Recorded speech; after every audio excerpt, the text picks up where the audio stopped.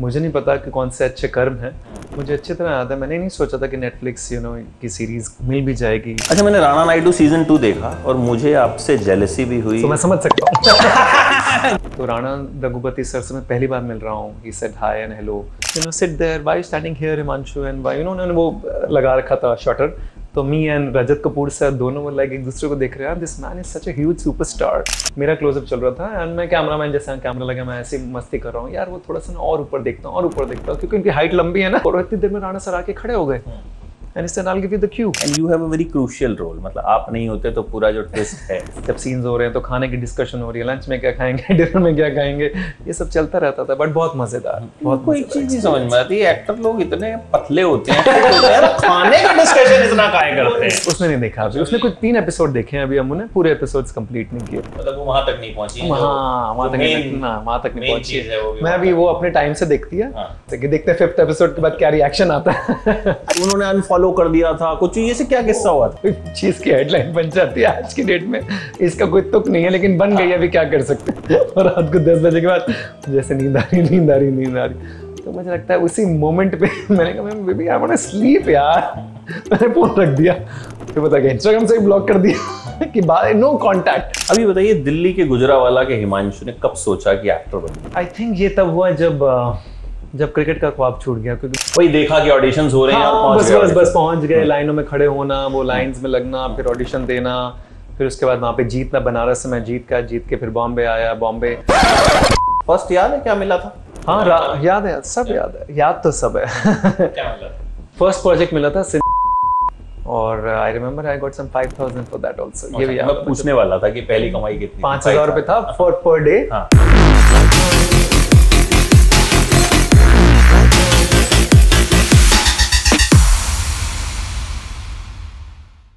अच्छा, मैंने राणा नायडू सीजन 2 देखा और मुझे आपसे जेलसी भी हुई और मुझे लगा आप बहुत लकी भी हैं। अब पूछिए क्यों? पूछ लेता हूँ जी, बताइए। मेरी बड़ी फेवरेट कृतिक खरबंदा के आप हस्बैंड बने, इसलिए मुझे लगता है बड़े लकी हैं और मुझे जेलसी भी है। Yes, lucky तो है, definitely yes. But so feeling blessed and grateful that we could be together, and I was opposite her and it was beautiful, no doubt. She's absolutely stunning. और बहुत अच्छे इंसान भी हैं, बहुत वंडरफुल हैं, अच्छे एक्ट्रेस भी हैं, and no air about anything. In fact I met Pulkit also on the set. Pulkit और मैंने बहुत पहले बैरी जॉन्स की वर्कशॉप की थी। That was back in Delhi when I was a teenager and he was a teenager. And then when we met, तो एक वो पुरानी चीज़ें, and he recognise and I recognise and everything. And of course then back in television days he did television and I did television as well. I never work with Kriti and I remember telling her कि मुझे उनकी वो बड़ी अच्छी लगी थी, शादी में ज़रूर आना। मतलब मैं मिला पहली बार, हाँ बस हो गया एक पहला, वो मुझे लगता है तमाम लौंडे हाँ बहुत खूबसूरत, हाँ बहुत खूबसूरत काम, राज का भी और स्मृति का भी। एंड आई रिमेंबर हम ऐसे ही बैठे थे, we were shooting a conference room sequence which is not there in the final edit on the series, but वो पहला सीन था हम दोनों का, फर्स्ट एपिसोड या सेकंड एपिसोड का सीन था, जहाँ पे मैं मिला उनसे और कुछ वो डिस्कशन चल रही होती regarding the t-shirts of the team that she's about to plan, and मैं कुछ और कह रहा हूँ, वो कुछ और कह रही है। और उससे पहले I told her, I said I really liked your work in शादी में ज़रूर आना, and it was wonderful. And then of course then the camaraderie happened, but बहुत अच्छा, wonderful. So मैं समझ सकता हूँ। Great. अच्छा, मुझे सीरीज अच्छी लगी Rana Naidu 2 and people are appreciating and you have a very crucial role। मतलब आप नहीं होते तो पूरा जो ट्विस्ट है, तलवार की धार जो है वो कैसे अब जिन्होंने नहीं देखी है उनके लिए ये हमने एक क्या कहते हैं टीजर छोड़ दिया, ठीक है, स्पॉइलर नहीं टीजर छोड़ दिया, स्पॉइलर तो दिया ही नहीं। तो how was the experience for you? क्योंकि देखो इस सीरीज में ना, मतलब I showed you my review also that everyone has worked very well, और सबका कैरेक्टर जो है वो बहुत अच्छे से एस्टैब्लिश किया गया है, इंपॉर्टेंट है। मतलब ऐसा नहीं है कि मतलब किसी एक्टर के 4 सीन हैं तो वो लेस इंपॉर्टेंट है, किसी के 40 हैं तो वो ज्यादा important. And I think this is the beauty of a good series, this is the intelligence of a good creator, कि वो अगर किसी एक्टर को लेता है तो उसको ढंग से यूज करता है। तो ओवरऑल अगर मैं पूछूं आपके लिए ये सीरीज कैसी रही, क्या देके गई, क्या लेके गई? क्या देके गई, क्या लेके गई तो अभी नहीं, बट मैं इतना ज़रूर कह सकता हूँ 2-3 चीज़ें। सबसे पहली चीज़ तो जो आपने कहा बड़ी खूबसूरत बात है, तो इसका सारा श्रेय तो जाएगा करण अंशुमन सर को for being the creator and the show runner of the series. और उन्होंने सारे कैरेक्टर्स वेल एज्ड किए हैं, उनकी वजह से वो सारे कैरेक्टर्स वेल फिटेड लगते हैं, उनकी वजह से किसी के 4 सीन है या 5 सीन है या 8 सीन है या 2 सीन है, जैसे मैं फॉर एग्जांपल जितने भी scenes, yes everyone very well, और उसके ऊपर उसकी कहानी, मतलब वो ऐसा है कि उस किरदार को अगर कहानी से बाहर निकाल दिया जाए तो कहानी ढह जाती है। ये सबसे अच्छी खूबसूरत बात होती है क्रिएटर की, तो वो उन्होंने इस्तेमाल किया है वो अच्छी चीज़, तो उसके लिए तो जाहिर सी बात है credit goes to Karan sir. As far as I'm concerned, one, I'm definitely very grateful to be a part of a series like this because मुझे नहीं पता कि कौन से अच्छे कर्म हैं कि जिसकी वजह से जब when I was transcending from जब आप टेलीविज़न से इस तरफ ट्रांसेंड करते हो, तो मुझे अच्छी तरह याद है, मैंने नहीं सोचा था कि नेटफ्लिक्स की सीरीज़ मिल भी जाएगी इस प्रकार से। It was just a test, I tested for Rana Naidu and casting basic वाला एंड मोल की टीम से, और मैंने टेस्ट दिया और एक ही टेस्ट हुआ, और वो पहला टेक ही उनको बड़ा पसंद आ गया था, और उसके बाद वो 1-2 महीने का उनका प्रोसेस था शॉर्ट लिस्टिंग का, क्रिएटिवली लॉक्ड हुआ, कमर्शियली लॉक्ड हुआ, और मुझे लगता है शायद वो डेस्टाइंड था, होना था, तब तक कृति भी लॉक नहीं हुई थी, तब तक they were also looking for other people also. I still remember the cast was not on, I was locked, I remember that, commercially creatively सब चीज़ें हो गई थी, and then of course then it started flowing in the direction that it was meant to flow, and I still remember I met Karan sir in Sorozoi करके है वर्सोवा में, and I bumped into him just like that. मैं कहीं और से आ रहा था, वो कहीं और से आ रहे थे, एंड मैंने उनको पहचाना, उन्होंने मुझे पहचाना। उस समय हमारे कॉस्ट्यूम ट्रायल्स चल रहे थे, और छूटते ही फर्स्ट थिंग ही told me, sir Himanshu lovely audition, and so I am glad कि वो ऑडिशन के थ्रू हुआ, वो चीज़ें आगे बढ़ी, उनको पसंद आया मैं, और फिर उन्होंने इतना प्राइमरी इंपॉर्टेंट जिसके ऊपर कहानी टिक जाती है पूरी की पूरी, वो किरदार उन्होंने मुझे दिया, he trusted me on that I could bring something to it, and then Abhay Chopra sir was also there, Supern was also there. I think everyone collaborated so beautiful, and on that set, which is such a huge set, when I met Rana sir on the set the first day when me and जब हमारी entry का sequence होता है, गाड़ियों में आते हैं हम लोग, तो काफ़ी धूप है, हम लोग अप्रैल में शूट कर रहे थे, और वो गाड़ियों से हम लोग एंट्री होती है, और फिर उसके बाद उन्होंने वो रिफ्लेक्टर्स वगैरह लगा रखे हैं क्लोजअप शूट करने के लिए जब हम उतर के आते हैं। तो राणा दगुपति सर से मैं पहली बार मिल रहा हूँ, he said hi and hello, shortcut होता है, he tells me come to my Audi, sit there, why you standing here Himanshu, and why उन्होंने वो लगा रखा था शटर, तो me and Rajat Kapoor sir दोनों वो लाइक एक दूसरे को देख रहे हैं, this man is such a huge superstar, और एक लम्हे में उन्होंने कहा very simple, very down to earth, and you are touched by that humility, and फिर उन्होंने बुलाया, उनकी गाड़ी में बैठे, फिर वो बातें हो रही हैं, एंड इसके साथ ही एक और incident which I want to add, and I really want to emphasize on the humility that man has, when we get touched by something so deep, फिर बाकी सारी चीज़ें परे हो जाती हैं। I was shooting a conference room sequence, and तो Rana sir आते हैं उसके अंदर, और उनके साथ कुछ 1-2 लाइन्स हैं मेरी, और वो मैं उनको देख के बोलता हूँ, मुझे देख के बोलते हैं, तो क्लोजअप चल रहा था, उनका क्लोजअप हो गया था, उनको जाना था, मेरा क्लोजअप चल रहा था, एंड मैं कैमरामैन जैसे कैमरा लगा, मैं ऐसे मस्ती कर रहा हूँ, यार वो थोड़ा सा और ऊपर देखता हूँ क्योंकि उनकी हाइट लंबी है ना तो मैं उनके साथ मस्ती कर रहा हूँ BTS में, ऐसे वो BTS में मैंने डाला आज इंस्टाग्राम पे कि थोड़ा और ऊपर, इतनी देर में राणा सर आके खड़े हो गए, एंड इससे I will give you the cue, I said sir no need, I will do it, मतलब ऐसे कोई बहुत बड़ा कुछ नहीं है, ही सेड नहीं, आई will do it, I am here, I will do it till the time I am not going, I will, and I was like thank you sir, that's very kind of you. आप खड़े हो जाएंगे तो जाहिर सी बात है कि इमोशन भी बहुत डेप्थ निकलता है, बिल्कुल सुर एब्सोल्युटली बैंग ऑन आएगा, अदरवाइज हम ब्लैंक स्लेट पे देख के या हाथ को देख के या एडी को देख के बोलते हैं, बट नॉट इवन वंस ही पिच्ड एन आई बॉल कि नहीं मुझे नहीं खड़ा होना है, यार I am a big superstar, ही I call him the 2000 crore actor Baahubali, मतलब इससे ज़्यादा, मतलब उससे बड़ी तो कोई बात ही नहीं है ना, बाहुबली से बड़ी क्या फिल्म होगी, और वो उसके मेन एंटागनिस्ट रहे हैं, मेन प्राइमरी हिस्सा उसका, तो I am grateful, and then of course the whole cast was wonderful, Rajat sir, Kritik, Tanuj, we form like a family, हम लोग जब सीन्स हो रहे हैं तो खाने की डिस्कशन हो रही है, लंच में क्या खाएंगे, डिनर में क्या खाएंगे, ये सब चलता रहता था, बट बहुत मज़ेदार, बहुत कोई चीज़ नहीं समझ में आती, एक्टर लोग इतने पतले होते हैं, फिट होते हैं, खाने का डिस्कशन इतना काहे करते हैं? वो इसलिए होता है क्योंकि हम खा तो पाते नहीं है तो मुझे लगता है डिस्कशन करके हमारी डिजायर फुलफिल हो जाती है कि अभी हम लंच में ये खाएंगे, डिनर में ये खाएंगे, और जब खाना आएगा तो हम खाएंगे थोड़ा सा, because we also know moderate quantity में खाना है। आई थिंक चखने का जो होता है ना, क्योंकि ऑब्वियसली ट्रेनिंग्स बहुत हार्श होती हैं और हार्डकोर होती हैं, न्यूट्रिशन के हिसाब से बहुत सारी चीज़ें चलती हैं, तो बहुत सारी चीज़ों को आपको डेफिनेटली साइड पर या त्यागना पड़ता है, when the project is going on. तो बस वो उसको बातें कर करके हम अपने आप को थोड़ा खुश मिजाज कर लेते हैं। अच्छा, अभी लगता है कि एक नेटफ्लिक्स जैसे प्लेटफॉर्म पे जब एक सीरीज आ जाती है, और खास तौर पे आज ओटीटी का जो दौर है, जरूरी नहीं है कि आप लीड कैरेक्टर हों।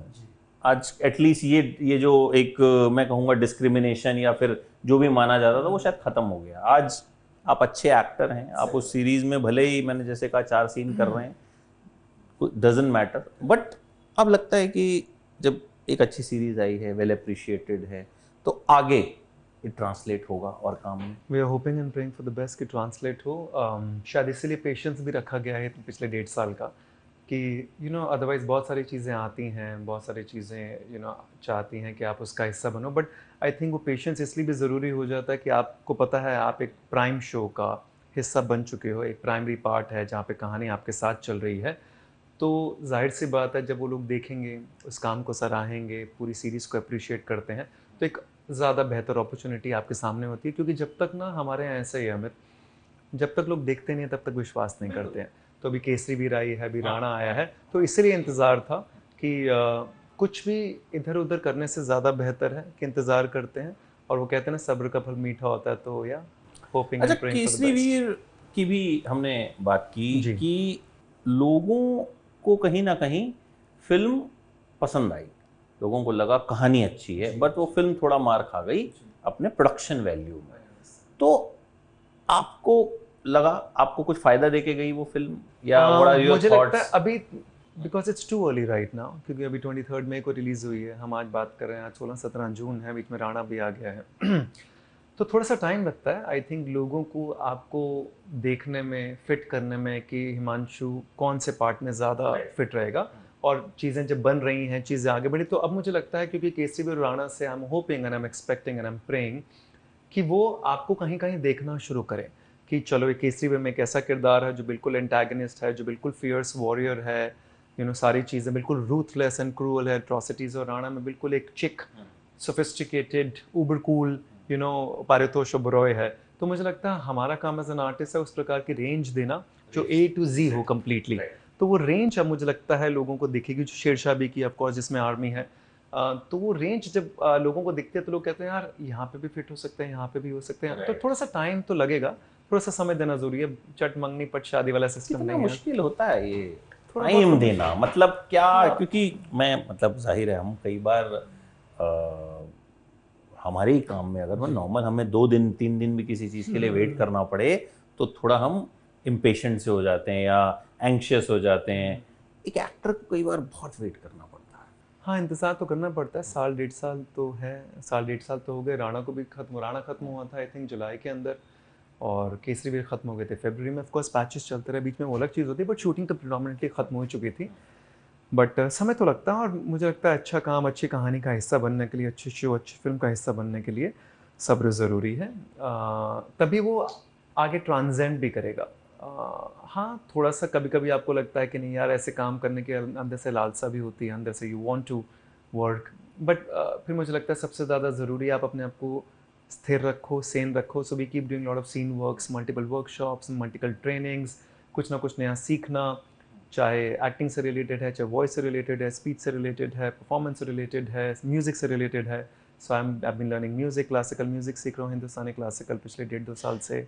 वॉइस एंड स्पीच पे तो काम चलता ही रहता है, मल्टीपल सीन वर्क्स हो रहे हैं, रियाज हो रहा है, डिफरेंट टेक्निक्स ऑफ एक्टिंग पे काम किया जा रहा है। क्योंकि पता नहीं, हम फिर वहाँ से आते हैं ना जहाँ पे मौका भी बहुत छोटा सा ही है कि आपको उस छोटे से मौके में अपना अच्छा कर्म करना है, अच्छा काम करना है।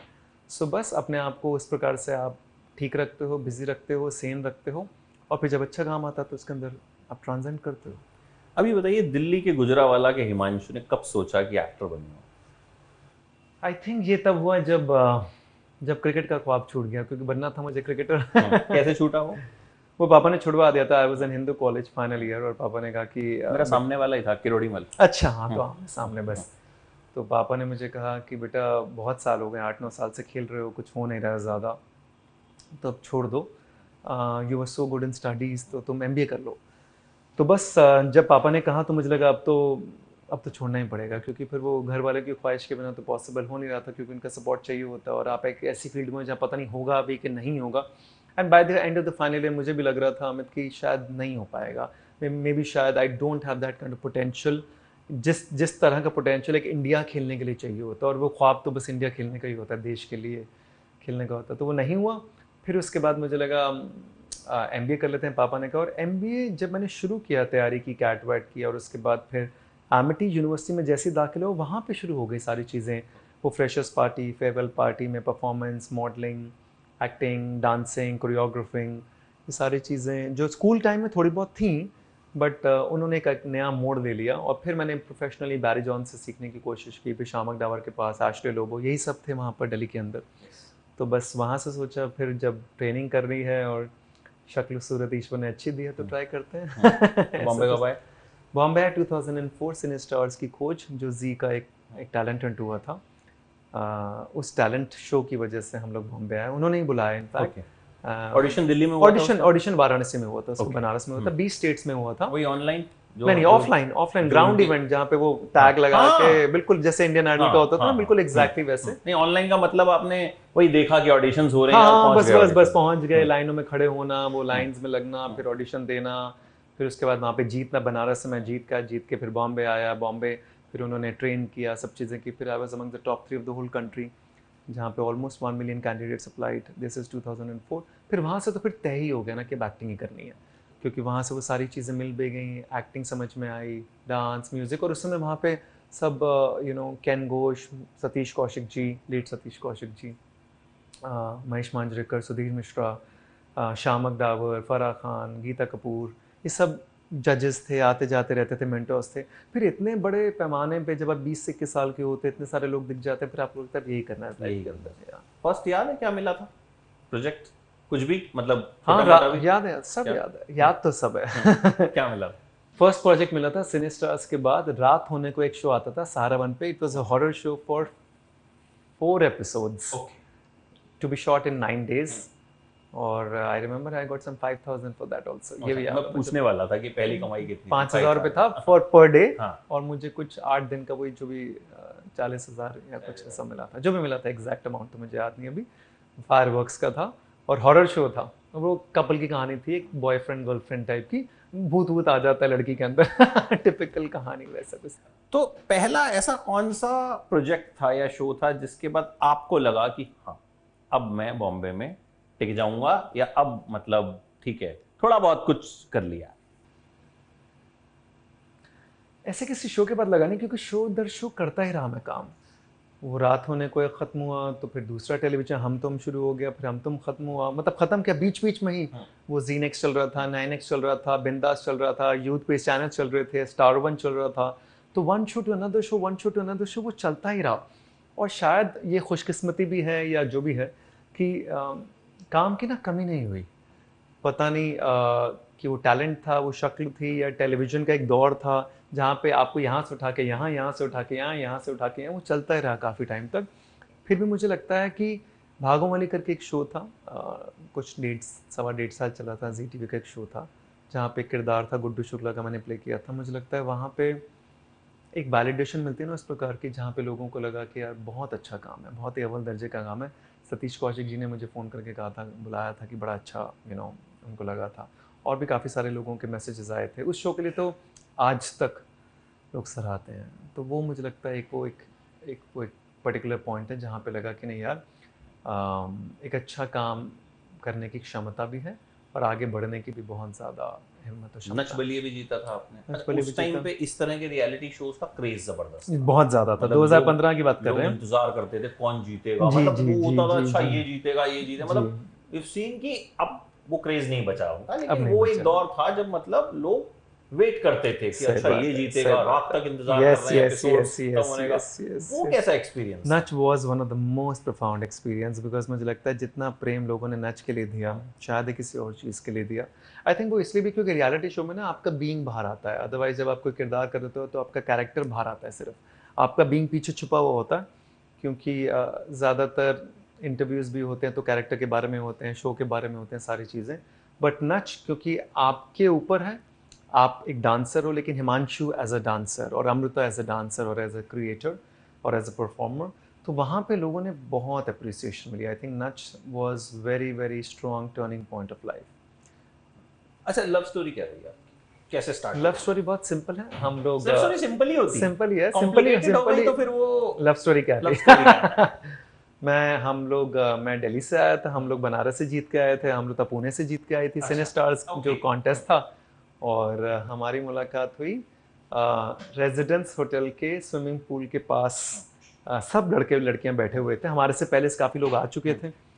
और वहाँ पे किशोर अमित कपूर सर जो बहुत बड़े एक एक्टिंग गुरु हैं, और मैं 20 साल पहले की बात करूँ तब तो वही थे सिर्फ, बहुत बड़े थे कि विवेक ओबरॉय को को सिखाया है या ऋतिक रोशन को सिखाया है।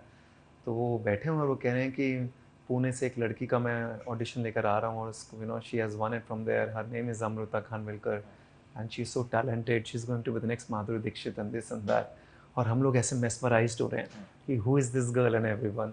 और फिर इतने देर में अमृता आती है और मुलाकात होती है, और बाई चांस की बात है तो जो लड़का उसके साथ जीत के आया था, हिज नेम वाज सिद्धार्थ, जो पुणे से जीत के आया था।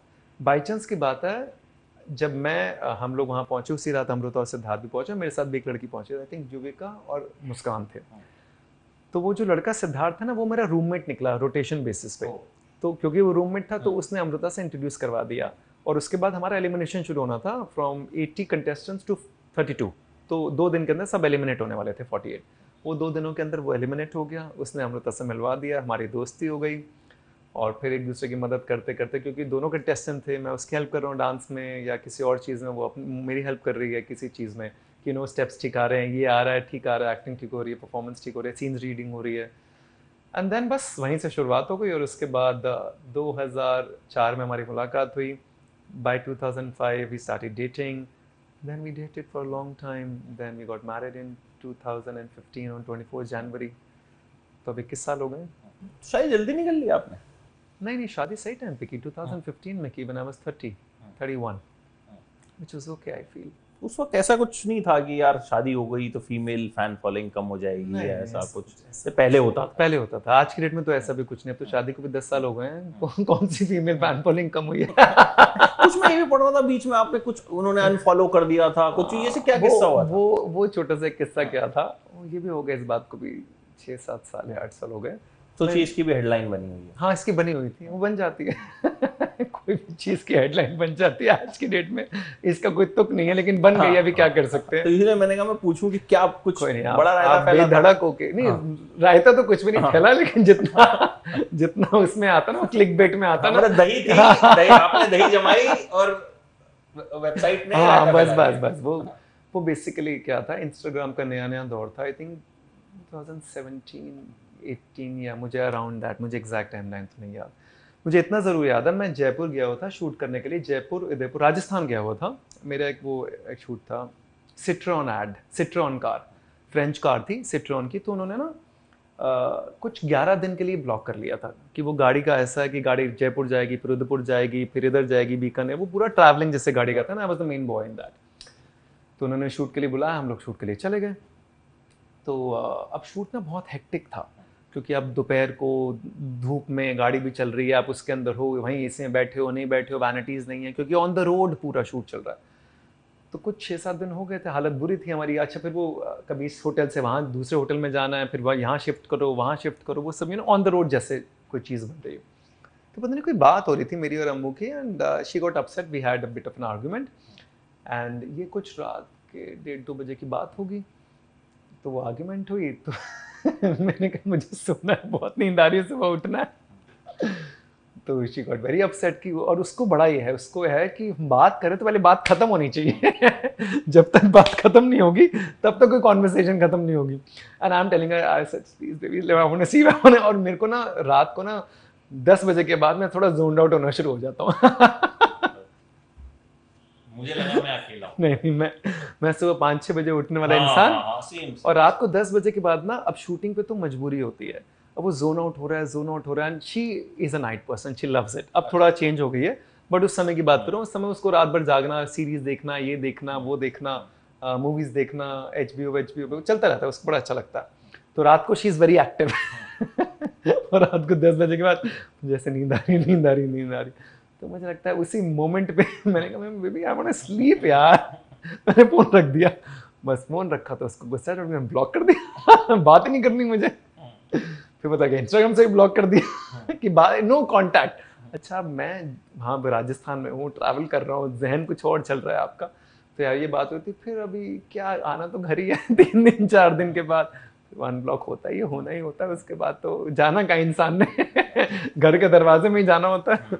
So this was before marriage, after marriage? This was after marriage, in with in ये 2006 शादी तो हो चुकी थी मुझे याद है। हाँ 16 घर जाना तो मतलब तब तो हम लिव इन में तो थे नहीं ना, ऑब्वियसली शादी की बात कर रहा हूँ 2016 या 17 की बात होगी, around that only. Pre Covid है, इतना तो मुझे याद है। आई वाज, मुझे भी याद है सिट्रियन, मुझे एग्जैक्ट टाइम नहीं याद, but yeah I had gone to shoot for Citroen ad, I remember that, then she had unfollowed. क्या ही फर्क पड़ना। अब तो कोई, मैं वैसे भी अब किसी को फॉलो नहीं करता। सौ राणा नायडू देखा उन्होंने? उसने नहीं देखा अभी, उसने कुछ 3 एपिसोड देखे हैं अभी, हमने पूरे एपिसोड्स कंप्लीट नहीं किए। मतलब वो वहां तक नहीं पहुंची, वहाँ तक नहीं, वहाँ तक नहीं पहुंची है। वो मैं अभी वो अपने टाइम से देखती है, हाँ। एंड जब अपना पूरा इमर्स होके, बोलिए अब नाइट पर्सन बनो, फटाफट सीरीज अभी तो सही टाइम है, आज ही रात को जाग के देखो। 3 एपिसोड चाहिए सीन, 4th और 5th अभी देखा नहीं है, तो मैं भी वेट कर रहा हूँ आराम से कि देखते हैं 5th एपिसोड के बाद क्या रिएक्शन आता है। अच्छा अब क्या कुछ चल रहा है, क्या कुछ पाइपलाइन में which you can share? Yes yes आप शेयर नहीं कर सकते हो अनलेस एंड अनटिल एक कोलैब, ऑब्वियसली जियो और हॉटस्टार कोलैबोरेट हो गए एक ब्यूटीफुल सीरीज के लिए। I have already tested for that. कौन सेन शर्मा जी हैं उसके अंदर, लेट्स सी, अभी टेस्ट ही किया है, देखते हैं। अभी तो मैं कुछ कह नहीं सकता, वो तो वही डिसाइड करेंगे। But if that works out, it's a very interesting part, something very different जो मैंने अभी तक प्ले नहीं किया है। तो ऐसा कुछ है, महसूस हो रहा है। बाकी वो भी हमारे हाथ में नहीं है, मेरा काम है कर्म करना, मुझे ऐसा लगता है। तो जो स्क्रीन टेस्ट आ रहे हैं या कुछ मीटिंग्स होंगी, तो we are also hoping and praying कि मतलब आगे चीज़ें, बट मुझे फिर भी लगता है थोड़ा टाइम लगेगा, 1-1.5 महीना लगेगा कि कुछ एक अच्छा काम मटेरियलाइज होने में या लोगों को देखने में और आगे बढ़ने में। अच्छा, एक्टर होने की सबसे मुश्किल चीज़ क्या होती है? मुझे लगता है बस वैसे मैं तो नहीं मानता मुश्किल, बट मैं अपने दोस्तों को देखता हूँ, आसपास देखता हूँ, सबको लगता है कि सिक्योरिटी होनी चाहिए, स्टेबिलिटी होनी चाहिए। वो तो नौकरी में हाँ भी हाँ आजकल हाँ हाँ, होती नहीं है, एग्जैक्टली। मैं यही भी आपको यही मैं कहना चाह रहा था, मैं इसी तवज्जो पे आ रहा था कि मुझे नहीं लगता कि आज के डेट में किसी भी चीज़ की सिक्योरिटी, मुझे तो लगता है जीवन की भी सिक्योरिटी नहीं। हम चाहते कहीं और ऑल ऑफ सडन पता नहीं क्या हो जाता है। तो एक्टिंग प्रोफेशन में ऐसे कहा जाता है क्योंकि फ्रीलांसिंग प्रोफेशन है कि आज काम है, कल नहीं है, आज बहुत सारा है, कल बिल्कुल नहीं है, उतार चढ़ाव होते रहते हैं लाइफ के अंदर। तो वो उस सिक्योरिटी को लेकर काफ़ी सारे लोगों का रहता है कि शायद हो तो ज़्यादा बेहतर है। बट मुझे लगता है ये जीवन का हिस्सा है। If I have chosen art to be a part of me, then this is how it's going to be, and life is meant to live on a roller coaster ride because that's how you experience life. वरना बंद कमरे में अंदर वो कहते हैं ना, वो नाव जो होती है ना, उसको पानी के अंदर ही उसका जीवन है, उसका जीवन किनारे पे नहीं है। तो जीवन जैसे मैं देखता हूँ वो किनारे वाला जीवन वैसे भी नहीं है। I see life as a very exploratory life, I see life as living life on the whole, तो जिसमें उतार चढ़ाव होते रहते हैं, विच इज़ ओके। बट शायद बहुत सारे लोगों को चाहिए कि बिल्कुल सीधी सीधी जिंदगी हो। I am not in tandem with that. You satisfied अभी तक जो कुछ करियर में हुआ है, जो कुछ चल रहा है? मुझे लगता है जो भी हुआ ईश्वर की मर्जी से हुआ है और वो सही हुआ है। मतलब उसमें उतार चढ़ाव भी हैं, उसमें धज्जियाँ भी उड़ी हैं, उसमें चीज़ें ख़राब भी हुई हैं, उसमें कुछ रिजेक्शंस भी हैं, उसमें फेलियर्स भी हैं, उसमें लॉसेस भी हैं। लेकिन पता है हमें, अगर वो ना हो ना, तो मैं आज जो हो चुका हूँ वो उसकी वजह से है ना। तो जो आप बनते हो वो उन सब चीज़ों की वजह से, जो आपकी ज़िंदगी में चीज़ें ख़राब हुई हैं, उन्हीं से तो लर्निंग लेसन्स हैं। सक्सेस में क्या सीखता है इंसान? कुछ भी नहीं। सफलता में कुछ नहीं सीखता। इंसान सीखता है जब नीचे गिरता है, नीचे ठोकरें खाता है, जीवन के बिल्कुल बॉटम पे जाता है, वहाँ पे जीवन दिखता है, और वहीं से मुझे लगता है सही ह्यूमिलिटी और ग्राउंडेडनेस आती है। वरना तो लोग चाशनी का लेप लगाते हैं कि जहाँ पर हैं कुछ और बाहर कुछ और दिख रहा है। लेकिन जब तक आप बिल्कुल बॉटम में नहीं जाते, तब तक, जब तक ये सारे भेदभाव ख़त्म नहीं हो जाते कि हर कोई एक इंसान है और हर कोई अपना काम कर रहा है, आपको उसके काम की इज़्ज़त, उसकी इज़्ज़त करनी है और आप अपनी करो, बस इतना सिंपल है। मतलब वो तभी आता है जब आप बिल्कुल ज़मीनी तौर पे जीवन को महसूस करते हो। और वो अगर आप प्रिविलेज्ड एनवायरनमेंट से आए हो, जैसे मैं आया था, of course coming from business family जहाँ सब चीज़ें हाथ में थी, तो जाहिर सी बात है कुछ चीज़ों का टूटना, आपके अहम का टूटना बड़ा ज़रूरी है। तो अहम तो टूटा है, जाहिर सी बात है, और वो टूटता है तभी उसके अंदर से मुझे लगता है वो वो प्योर कुछ निकलता है, उसके बिना तो नहीं निकल सकता। तो जैसा हुआ, जो हुआ वो सब सही हुआ। एंड आई होप आगे भी सब अच्छा हो। Thank एंड अभी मैं ये तो कह नहीं सकता कि राणा नायडू सीजन 3 में वेट करेंगे अब तो नहीं है। क्योंकि बाकी कोई बड़ी बात नहीं है कि We don't know। Ekta Kapoor की तरह करण अंशुमन का दिमाग पता भी नहीं करण सर घूमे क्या कि सोचे, हाँ क्या वो सोचे। जो तलवार थी पता नहीं करण सर क्या सोचे। उसका वार जो है ठीक नहीं था, बट बट कोई नहीं, अदरवाइज मुझे लगता है I think- करण सर अभी ग्लोरी भी बनाई है उन्होंने हम्म। पुलकित के साथ, और भी बहुत सारी चीज़ें बनाएंगे तो किसी और चीज़ का हिस्सा बनेंगे, और भी बहुत सारी चीज़ें। जीवन तो आगे बहुत बड़ा है, बहुत सारा काम करना है अभी, और करेंगे नई नई जगह, नए नए लोगों के साथ जीवन को और एक्सप्लोर करेंगे। Thank you so much. Thank you, Amit. Thank all you. The very best. Thank you. And उम्मीद करते हैं आगे भी ऐसा कुछ कुछ आता रहे कि हम बैठ के Yes, I would love to. खूब That सारी would be बातें really करते nice. रहें। Thank you. Thank you so much. Thank you. Really It's appreciate lovely it. talking to you. Likewise as well. Thank you.